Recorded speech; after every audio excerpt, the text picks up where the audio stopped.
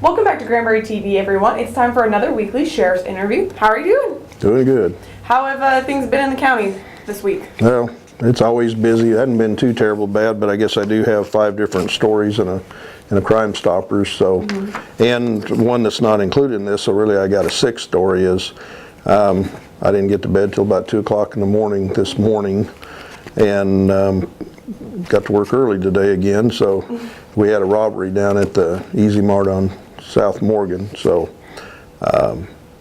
we're still investigating that. So it's in the jurisdiction of the county under the sheriff's office. The PD assisted us initially to secure the place and do a search, and helped us for a couple, 2 or 3 hours. But we're still working on that one, so that deal will be unfolding today. Hopefully we'll get that resolved. There was a shot fired. There were some things taken. Single suspect. He fled. Nobody was hurt, so that's a good thing. But you hear about this all the time on the major news channels. Well, you're a major news channel here with us together, but right. I mean like on Fox and stuff like that. Yeah, Fox and CBS and all that. That we hear about stuff like that happening all the time in Dallas, Fort Worth, Arlington, all the big cities. But hate to have things like this happening around here. So we're trying to get this case worked and solved as soon as possible. And nobody was hurt, like I said. So hopefully we'll get this thing all figured out and get the people responsible for this, or the person responsible for this, in custody, and keep everybody safe. Awesome. Now, what it sounds like is that this isn't a normal occurrence in town, right? No. It's a very rare. No, we have burglaries. I think I got a burglary I'm going to talk about here, and we've got assaults, and a lot of that is domestic violence. Right. That happens, and sometimes we report on the things that people are under the influence and of drugs and alcohol, and they get a little wound up from time to time. We have that kind of stuff around here. And I never would have thought until last year that we would have had a shooting down off the square that I was even involved in, and so things happen, but not very often. And robberies, that's a thing for the Metroplex, not around here. So, and we're going to try to keep it that way. But unfortunately, last night, about 20 minutes till 12 is when that happened. So it was actually last night, but we were working it. I've had my investigators working on it throughout the night and still working on it now. So. Yeah. Well, let's hear about the rest of the stories you have from this week. Yeah, we had a narcotics unit that made a drug arrest on the 17th at around 5 p.m. The narcotics unit was conducting a drug investigation and arrested Joanne Ayala, and she's 29 years old, for possession of a controlled substance, felony 2. Bond was $30,000, and that was at the 600 block of East Pearl Street. Ayala was in possession of approximately 3 grams of meth, and she is still in jail. So, those guys, you never know where my narcotics guys are going to turn up, but they were working hard that day, like they are always. Then we had a man arrested for choking his wife, and on the 17th, that was St. Patrick's Day. The other one was St. Patrick's Day, so wild St. Patrick's Day. Sounds like it. And about 6:30 a.m., Hood County Sheriff's deputies responded to the 4100 block of Apache Trail Court in reference to a disturbance. Deputies discovered Jose Michael Prado, 29 years old, allegedly assaulted his wife, 27 years old, by choking her neck twice with his hands during an argument. Prado also drug the victim outside and slammed her head on the pavement.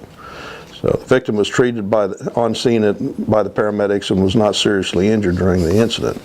Prado was arrested and charged with family violence, assault, choking, felony 3, and bond was set at $30,000. Got interfering with a 911 call, that's a Class B, and bond was set at $3,000. And guess what? He's still in jail. Yeah. So I don't know what it was that day.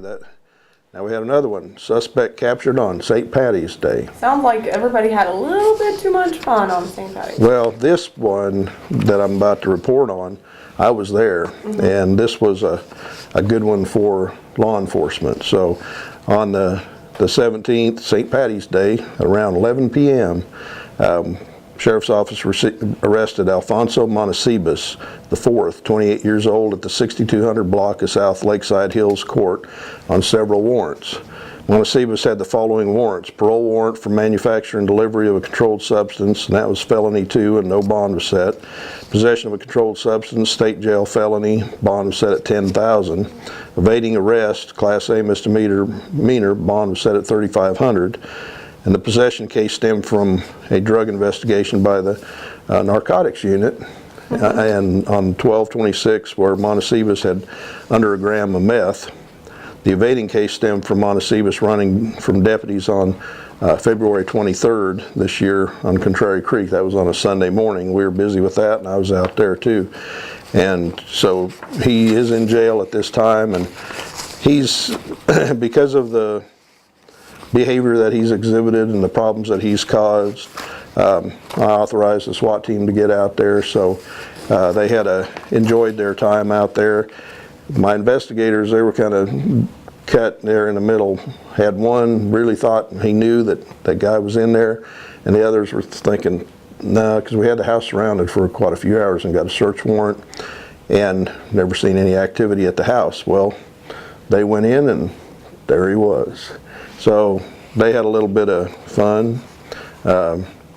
Didn't break anything. I was amazed. You know, sometimes they have to get a little western with things, but went in, did a good search of the residence. I called them to make sure everybody stayed safe, and he was hiding under a bed in a bedroom. So anyway, they brought him out, and we took him to jail, and all is well. So we created a little excitement, I guess, for the neighbors out there, but it all worked out safely. Awesome. So, then we had a man arrested on a 2011 burglary.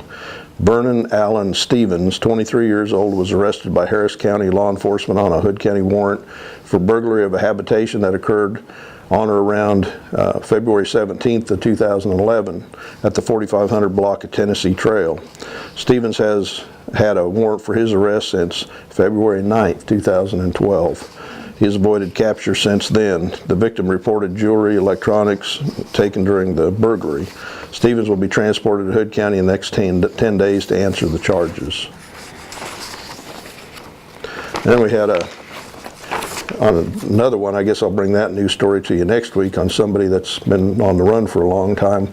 We just transported a guy, last name Jones, can't remember his first name, but he's had a drug warrant hanging over his head, manufacture and delivery, for quite a period of time too, and we found him with the help of the U.S. Marshals and other law enforcement people. Found him out in California, in Southern California, and sent my guys out. He was arrested, sent my guys out there early in the week, and they got him back to jail last night, so I'll bring that report to you next week. So we're having some good luck catching some people that have been on the run for a long time.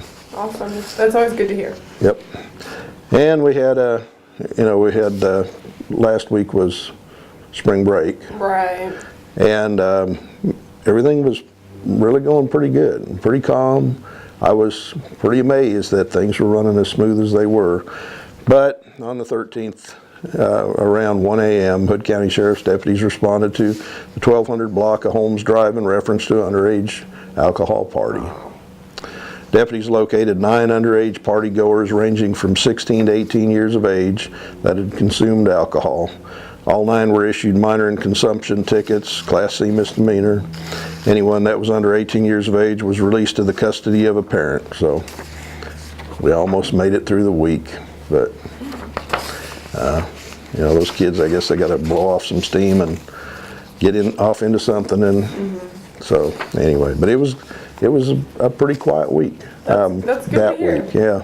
Well, yeah, I think we had a few stories that I brought to you last week, but it wasn't too bad. But it didn't stay that calm the whole time, I guess. Well, but it's good though. We usually during spring break and the summer, I know we always see an influx of these underage drinking parties and just minor mischief type things. But it's good that it was not as high of a volume as you guys are used to seeing. Yeah. So, well, I guess it's time for our Crime Stoppers Crime of the Week. Yep, Crime Stoppers. This is different from last week. Last week I brought you one about theft of wiring. And that copper, I guess the thieves figure that stuff's easy to get, and it's worth a lot of money, but they don't get that much money for it. They'll just get what they can for it. But anyway, here we go again. Crime Stoppers needs information on a theft. The theft occurred on March 15th, 2014. This was at a house under construction at 1723 Rockview Drive. Taken in the theft was $2,500 worth of copper wiring. So anyone with information on this theft is asked to contact Crime Stoppers at 817-573-TIPS, or you may go online to Hood County Crime Stoppers website, hoodcountycrimestoppers.com, to submit a tip online. Text tip to tip 129 plus your message to 274637. All tips remain anonymous. Upon arrest and an indictment, you could receive up to a $1,000 reward. Awesome. Well, do you have anything else for us before we wrap up here today? Now, tomorrow is our grand opening of the new Emergency Operations Center officially. Unfortunately, we didn't get all our furniture in, so there's some things that aren't hooked up and aren't running, but got a call the other day that the furniture will be in on Monday afternoon. So by this time next week, it'll be pretty well finished up and totally open for business. It's open for business right now.